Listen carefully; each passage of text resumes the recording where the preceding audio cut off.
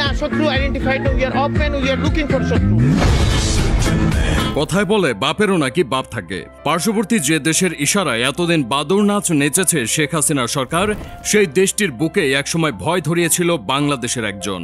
তার কারণে বাংলাদেশের দিকে চোখ তুলে তাকানো তো দূরের কথা, সে সময় তার নাম শুনলেও হাঁটু কাঁপত পার্শ্ববর্তী দেশের দাদাদের। বাংলাদেশের ইতিহাসের সবচেয়ে দুঃসাহসী সেই ব্যক্তিটি হলেন সাবেক স্বরাষ্ট্র প্রতিমন্ত্রী লুৎফুজ্জামান বাবর। কথিত আছে 2004 সালে 7 সিস্টার্স হিসেবে পরিচিত ভারতের 7 অঙ্গরাজ্য অস্থিতিশীল করার ক্ষেত্রে তার ব্যাপক ভূমিকা ছিল। অনেকে বলেন চীন পাকিস্তান মিলে ভারতের যতটুকু ক্ষতি করতে পারেনি তার চেয়ে বেশি ভুগিয়েছেন লুৎফুজ্জামান বাবর। 2004 সালে ভারতের এই 7 অঙ্গরাজ্য মূল ভারত থেকে আলাদা হতে বিদ্রোহ করে।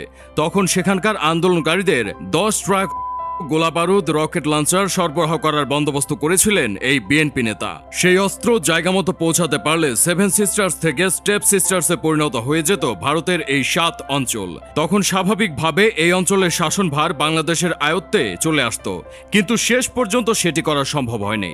ভারতের বিরুদ্ধে যুদ্ধে সহায়তা করার এই সাহস বাবর পেয়েছিলেন তার একচ্ছত্র ক্ষমতার কারণে। 2001 সালের নির্বাচনে বিএনপির দলীয় প্রার্থী হিসেবে নেত্রকোনা 4 আসন থেকে সাংসদ নির্বাচিত হন লুৎফুজ্জামান বাবর। প্রথমবার বিএনপির হয়ে ইলেকশনে জিতে মন্ত্রিসভার দায়িত্ব পেয়ে যান এই সাবেক নেতা। মাত্র 43 বছর বয়সে তিনি স্বরাষ্ট্র মন্ত্রণালয়ের প্রতিমন্ত্রী হয়ে যান। এর পেছনে বড় কারণ ছিল তৎকালীন প্রধানমন্ত্রী খালেদা জিয়ার পুত্র তারেক রহমানের সাথে তার বিশেষ ঘনিষ্ঠতা। 1991 সালে স্বতন্ত্র প্রার্থী হিসেবে প্রথমবার সংসদের সদস্য পদ লাভ করেন বাবর। এরপর 1996 সালের বিতর্কিত নির্বাচনে তিনি জয়লাভ করলেও নির্বাচন বাতিল হওয়ায় ক্ষমতা ভোগ করা হয়নি তার।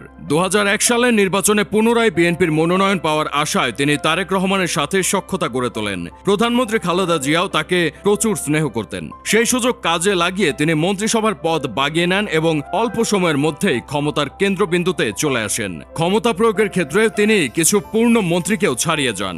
বলা হয়ে থাকে তার দায়িত্বকালে ভারত বাংলাদেশ সীমান্তে সবসময় অস্থিরতা লেগেই থাকত। ভারত একটি করলে পাল্টা দুটি ছুটত বিজিবি।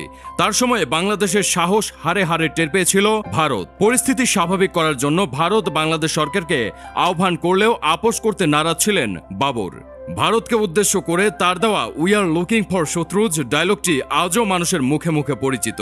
তার কারণে ভারতের সাথে বিএনপি সরকারের সম্পর্কে সে সময় বৈরিতা দেখা দিয়েছিল। দেশের ভিতরে দুর্নীতিবাজ ও অমনেও সবসময় হার্ড লাইনে ছিলেন প্রতিমন্ত্রী বাবর। তার দায়িত্বকালে বিএনপি সমর্থিত অনেক দুর্নীতিবাজকেও আইনের আওতায় আনা হয়। রাজনীতিতে আসার আগেও দাপুটে জীবনযাপন করেছেন বিএনপির এই খ্যাপাটে নেতা। 1958 সালে নেত্রকোনায় জন্মগ্রহণ করেন লুৎফুজ্জামান বাবর। তার প্রাতিষ্ঠানিক শিক্ষা ছিল এইচএসসি পর্যন্ত।